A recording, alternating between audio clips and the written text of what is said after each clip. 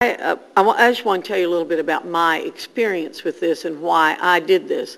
I ran for the school board in Watauga County in 1974. I'm a very strong person on retail politics, and so I started making telephone calls, individual telephone calls in 1974 to people that I wanted to vote for me. I have done that every time I have run. I have made thousands of telephone calls for every campaign. And in every campaign, people would say to me, I'm so delighted that you called. I've never had a telephone call from a person. I have never had a chance to talk to a candidate, and I'm delighted that you've called me. Well, when I ran for Congress in 2003, 2004, there were a lot of people running in North Carolina, many, many primaries going on. And there were robocalls going on all over my district. And as my colleagues have said, there were people in the district getting 20, 24 calls a day. One of my opponents in particular was making calls 4, 5, 6 a day, some of them at 1 o'clock in the morning, some of them mentioning my name at the beginning. So as Congresswoman Bean said, people thought I was calling at 1 o'clock in the morning. Well, about 3 weeks before the campaign, I and my volunteers had decided we would make personal telephone calls. So as I said, about 3 weeks before the election day, I got on the phone one Saturday morning. I just had a precinct I was going to call. I started calling people at 10 o'clock on Saturday morning. The first 7 people I called said, I am fed up with telephone calls. I know you were calling me personally, but I have gotten so many calls this week. I have injured myself trying to get to the phone. My answering machine has been clogged up. Just all kinds of horror stories. And I made the decision right then that it would be counterproductive for me to even try to make personal telephone calls because people were so upset.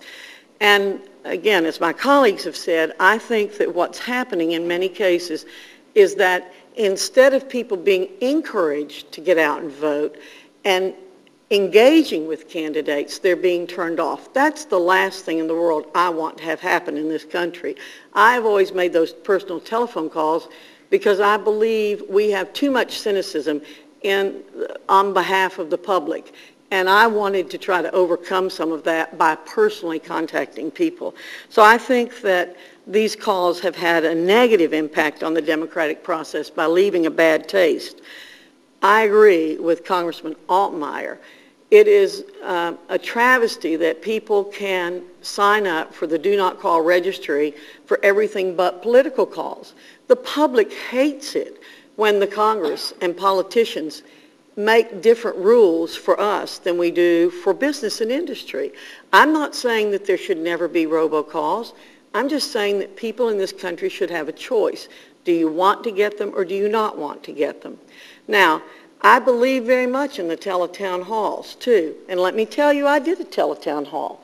But it took some work, given my opposition to robocalls. But what we did was we invited people to call us.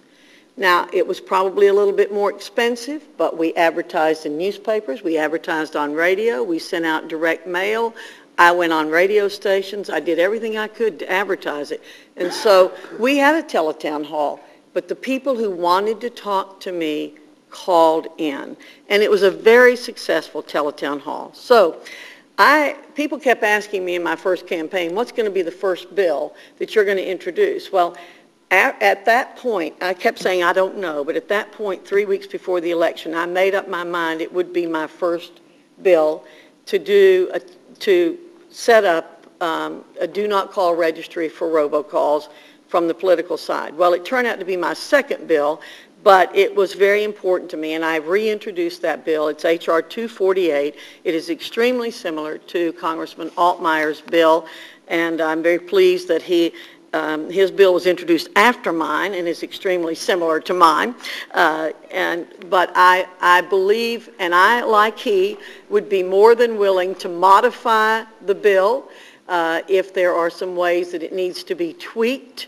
But I think that we must not set the Congress and other elected officials apart from the way we treat business and industry. and that it's very important that we pass legislation similar to our bills. And I, again, thank you very, very much for giving us this opportunity, because I think this is a winner, and I also think it is not a partisan issue. Thank you very much. Well, thanks very much.